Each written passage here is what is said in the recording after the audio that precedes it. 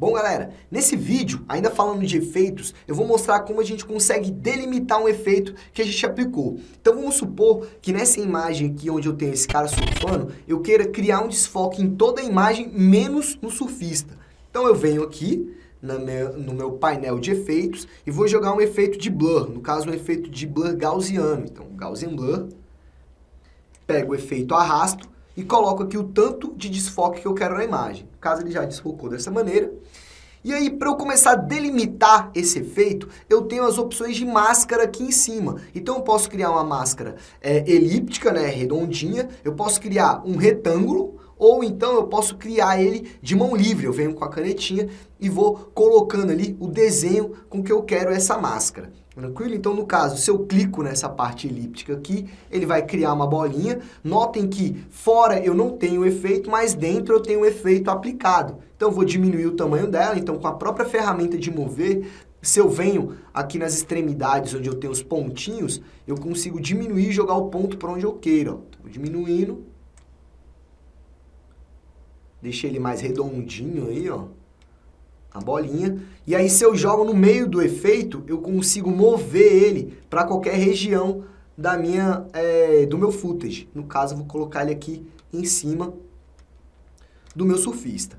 Se eu olho o painel de Effect Control, eu tenho aqui ó, a máscara 1 que foi gerada, né, que foi essa máscara elíptica, e eu tenho as configurações tanto do Path quanto do feeder. Ó, eu tenho um feeder aqui de 10, ele pode ser aplicado por aqui também, certo? Se eu venho aqui ó, nessa bolinha e eu começo a jogar para cima, eu começo a jogar um feeder maior ali, ó.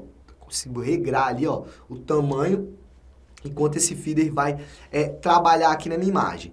Depois eu tenho a opacidade e a extensão dele, ou a expansão, perdão. O tanto que ele vai expandir ou reduzir da área que eu tenho o path marcado, que no caso é essa bolinha que eu tenho em volta dele aqui. Beleza?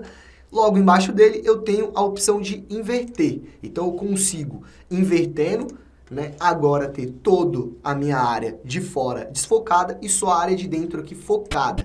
Beleza? Então o efeito trabalha dessa maneira. O que eu acho mais interessante dessa ferramenta é que não só eu tenho a possibilidade de delimitar uma área fixa da minha imagem, mas eu posso animar esse path também. Isso para mim é uma vantagem, certo? Então eu venho aqui na opção do path, vou para o começo do meu vídeo, né? Vou lá para a parte 1, arrasto ele para cá, crio um keyframe, beleza? E vou para o final do meu vídeo.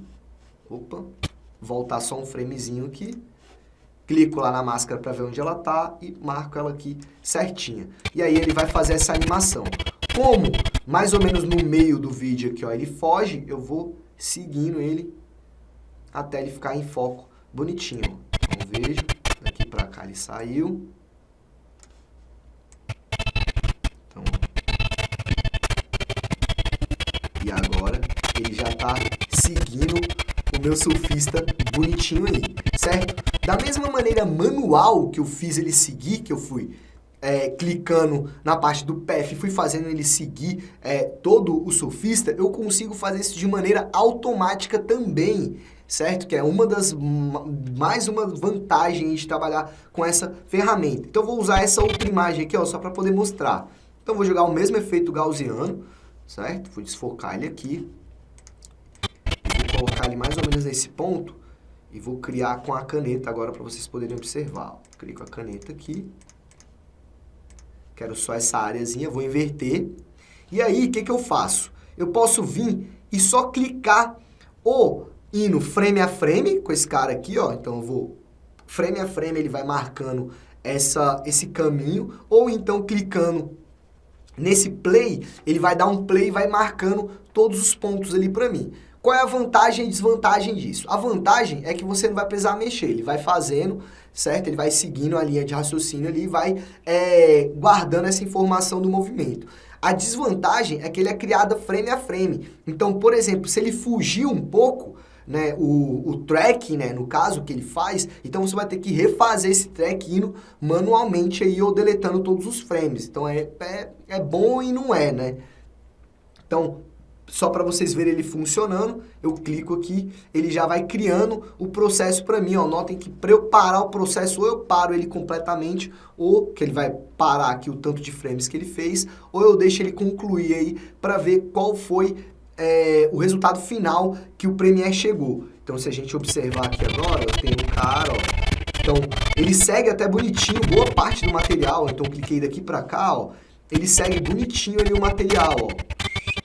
Só nessa hora que o cara vai dar esse jump aqui, ó, que aí ele perde a referência e acaba fugindo. Então, o que eu teria que fazer? Eu teria que vir aqui, na minha aba de Effect Control aqui, ó, aumentar, pegar os keyframes daqui pra cá e deletar todos eles. Vou aumentar um pouquinho aqui a área e deleto os keyframes desse ponto aqui para lá, e aí eu posso fazer manualmente ou colocar o tracking de novo para ele tentar chegar no melhor percurso ali para seguir o meu footage. Beleza? Então, eu consigo fazer isso com todos os efeitos que eu tenho aqui dentro do Premiere, beleza? Se eu jogo o efeito, ele já me dá essa possibilidade aí de eu conseguir trabalhar com essa máscara. Não só essa parte do efeito, mas também o meu painel de opacidade. Então, vamos supor que eu jogo um Blend Mode na imagem, mas eu não quero clarear a imagem inteira, eu quero clarear só uma área. Então, eu consigo vir com essa máscara, delimitar essa máscara através desses íconezinhos, ó. Você vê que em opacidade eu tenho os mesmos ícones. E aí eu faço o processo igual, beleza? Então, aqui é mais uma possibilidade que você tem dentro da gama de efeitos que a gente trabalha aqui dentro do Premiere, certinho? Então, por exemplo, né, se eu tenho aqui essa imagem do futebol americano, vou só aumentar um pouquinho aqui a área, eu posso... ao invés de duplicar ele para poder jogar o efeito, vamos supor que eu queira o efeito preto e branco, black e white. Só que eu quero só numa área específica. Então eu venho aqui, ó, clico um quadradão, empurro eles para o lado. Se eu aperto o Shift, ele trava, certo? Ele trava nas orientações, tanto na horizontal quanto na vertical, tá? Então, para selecionar mais de um ponto, eu venho com Shift, seleciono mais de um ponto, e aí com essa opção aqui na tela, ó, agora eu vou clicar fora, clico só nesse ponto aqui, clico só nesse ponto aqui, e vou chegar um pouquinho para cima também. Aqui, esse ponto aqui, Shift, o outro, e agora eu vou arrastar para baixo aqui, ó, deixando eles mais ou menos assim. E aí eu posso inverter essa opção. Agora você vê que eu tenho as bordas externas aqui, ó, eu tenho preto e branco, e a área de dentro eu tenho colorida. Posso gerar um feeder aqui também, certo? E aí você vê o feeder trabalhando aí, ou até mesmo diminuindo um pouquinho da expansão para ele jogar mais pro meio ali, ó. Você vê que a gente já começa a trabalhar com um efeito mais quadradinho aqui no meio. Beleza? Então, é uma ferramenta que pode ajudar muito você no seu processo. Às vezes você quer trabalhar principalmente com color grade, né? Você quer jogar uma cor diferente aí, trabalhando com grade melhor na imagem. Então você, pô, é só essa área que eu quero trabalhar, então você consegue mascarar aí, fazer com que essa máscara siga perfeitamente o que tem na sua imagem, no seu footage, né? Claro que vai ter algumas situações que a máscara vai fugir e você vai ter que ajustar ela manualmente, mas é uma ferramenta que tem um potencial incrível aí, caso você também tenha criatividade para poder usar. Beleza? No próximo vídeo eu vou começar a mostrar o Lumetri em si, que é essa parte de color grade que eu falei. Então a gente vai ver um efeito, né, que se tornou um painel aqui dentro do Premiere, que é específico só para a gente poder trabalhar com a cor. Beleza? Então, pessoal, até o próximo vídeo.